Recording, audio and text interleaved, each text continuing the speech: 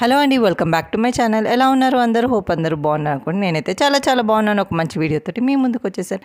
So ఈరోజు గోవా ట్రిప్లో day 2. యాక్చువల్గా మనకైతే డే 1, ఎందుకంటే నిన్న నైట్ వచ్చాము కాబట్టి నైట్ ఏం చేయలేదు, జస్ట్ పడుకున్నాము. సో హోటల్ టూర్ అంతా చూపిస్తాను. ఇక్కడైతే పక్కనే ఉడిపి హోటల్ ఉందన్నమాట. చాలా అంటే చాలా బాగుంది బ్రేక్ఫాస్ట్. అక్కడ ఉన్న రోజులు అక్కడే తిన్నాము. మన సౌత్ ఇండియన్ లాగానే అనిపించింది అన్నమాట. గోవన్ వేరే దగ్గరకంతా చప్పగా ఉండే. సో ఇది వచ్చేసి మా Goa hotel, metropolis hotel room tour. So ఇది వచ్చేసి దీంట్లో డిఫరెంట్ కేటగిరీస్ ఉన్నాయి. ఇది ఎమరాల్డ్ అనమాట, అంటే దీంట్లో 2 బెడ్స్ వస్తాయి. సో కాస్ట్లో కూడా డిఫరెన్స్ ఉంటుంది. ఇది అరౌండ్ 3300 3500 అలా పడింది ఒక రోజుకి ఒక రేటు. సో దీంట్లో 2 బెడ్స్ మనకి కెటిల్, రిఫ్రిజిరేటర్, ఎవ్రీథింగ్ ఇస్తారు. ఏసీ కొంచెం అంటే బయట చూడ్డానికి అంత బాగాలేకపోయినా కూడా హోటల్ పైకి లిఫ్ట్ అదంతా కొంచెం ఇబ్బందిగానే అనిపించింది, ఇరుకిరుగ్గా. కానీ పైకి వెళ్ళిన తర్వాత ఫస్ట్ ఫ్లోర్ అండ్ సెకండ్ ఫ్లోర్లో హోటల్ ఉంటుంది. రూమ్స్ మాత్రం చాలా బాగున్నాయి, మెయింటెనెన్స్ కూడా చాలా బాగుంది. ఎవ్రీథింగ్ నేను రివ్యూస్ చూస్తే చాలా చండాలంగా ఉండే, బట్ హోటల్ మాత్రం చాలా బాగా అనిపించింది. లోపల జస్ట్ బయటకు వెళ్ళినప్పుడే మనకు వచ్చి ఇబ్బంది అనిపిస్తుంది. మనం ఎలాగో రూమ్ టూర్ అంటే బయటనే తిరుగుతూ ఉంటాం కాబట్టి జస్ట్ రిలాక్సేషన్ కోసమే యూస్ చేస్తాం హోటల్ కాబట్టి. దాని వైజ్ ఇది చాలా బాగున్నట్టే. సో బయట మనకి వ్యూ కూడా ఉంటుంది, కాకపోతే మనము జస్ట్ చూడాలి. విండోస్ ఓపెనబుల్ అయితే కాదు, ఓపెన్ చేసి చూడడానికి అయితే రాదు. మనకు కావాలనుకుంటే మళ్ళీ దాన్ని షట్ చేసుకోవచ్చు. అండ్ వాష్రూమ్ కూడా చాలా నీట్ అండ్ హైజీనిక్గా ఇచ్చారు. కాకపోతే ఇక్కడ మనకి సోప్స్, షాంపూస్ ఏవి ప్రొవైడ్ చేయరు, అన్నీ మనం తెచ్చుకోవాలి. ఎందుకంటే ఇది బడ్జెట్ హోటల్ కాబట్టి. ఫ్యామిలీస్ అలా వచ్చినా కూడా, నార్మల్గా ఫ్రెండ్స్ వచ్చినా కూడా ఇదైతే చాలా బాగుంటుంది. అండ్ మనకి టీవీ ఇస్తారు, యూట్యూబ్ కనెక్షన్ కూడా ఉంది. ఎవ్రీథింగ్ ఈజ్ ఫైన్, నాకైతే చాలా బాగా నచ్చింది. అండ్ ఇది వచ్చేసి మా రూమ్ అనమాట, సఫైర్. ఎందుకంటే మాకు ఒకటే చిన్న పాప కాబట్టి చిన్నది తీసుకుని ఇది అరౌండ్ 2000 పడింది మాకు కాస్ట్. అండ్ ఇక్కడ కూడా విండో ఉంది, ఓపెనబుల్ కాదు, తీసుకుంటే మనకి సన్లైట్ మంచిగా వస్తుంది అనమాట.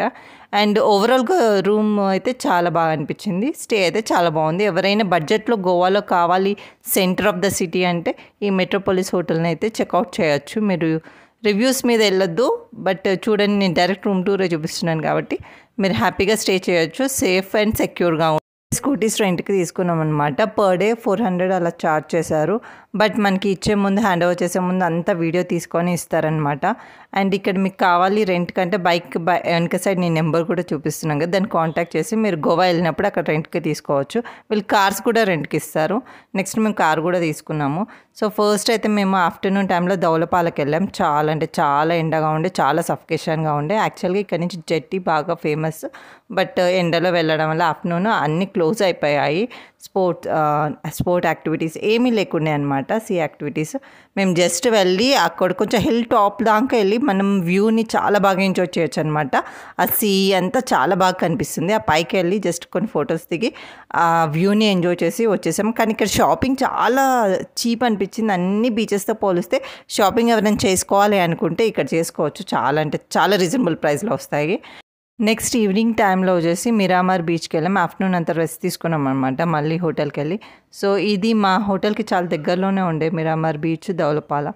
సో రెండు అందుకే ఒక్క రోజులో కవర్ చేసాము. సో ఈవినింగ్ టైంలో ఇంకో ఫ్యామిలీ జాయిన్ అయ్యింది కాబట్టి మార్నింగ్ టైంలో మేము వెళ్ళకుండా ఈవినింగ్ ప్రిఫర్ చేసాం. సన్సెట్ టైంకి వెళ్ళాము.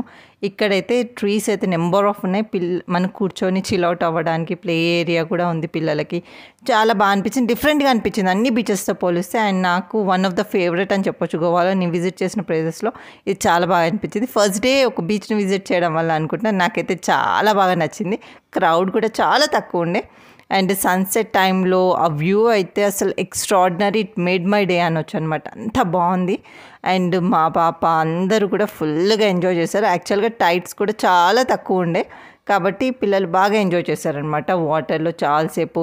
అండ్ నేను మా పాప ఫస్ట్ టైం ఒక బీచ్ని విజిట్ చేయడం కాబట్టి తనైతే మా పాప చాలా ఎగ్జైటెడ్గా ఉంది, చాలా అంటే చాలా హ్యాపీగా ఫీల్ అయింది. తన ఫేస్లో హ్యాపీనెస్ చూసి నాకు కూడా చాలా మంచిగా అనిపించింది. అంటే కరెక్ట్ డెసిషన్ తీసుకున్నాము. పిల్లల్ని అప్పుడప్పుడు వెకేషన్కి కూడా తీసుకెళ్ళాలి.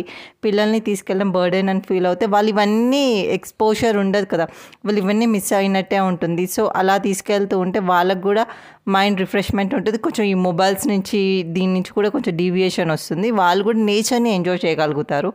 సో ఏ ఏజ్లో చేయాల్సినది ఆ ఏజ్లో ఎంజాయ్మెంట్ కావాలి కాబట్టి మీరు వెళ్ళేటప్పుడు ఖచ్చితంగా పిల్లల్ని కూడా వెకేషన్కి తీసుకెళ్ళండి. ఇక్కడ మా పాప సీ షెల్స్ ఏరుకుంటుందన్నమాట బీచ్లో. మీలో ఎంతమందికి ఇలా సీ షెల్స్ ఏరుకోవడం ఇష్టమో కమెంట్ చేయండి. నెక్స్ట్ మేము ఈ మిరామిర్ బీచ్ ఇక్కడే మాకు నైట్ అయిపోయిందనమాట. నైట్ అయిపోగానే మేము ఇంకా హోటల్కి వెళ్ళి స్టే చేసాము. సో ఈ వీడియో ఎలా ఉందో కమెంట్ చేసి చెప్పండి. మీ కమెంట్స్ కోసం మేము వెయిట్ చేస్తుంటాం. వీడియో నచ్చితే మాత్రం లైక్ చేయండి, షేర్ చేయండి, సబ్స్క్రైబ్ చేసుకోండి. Thanks for watching.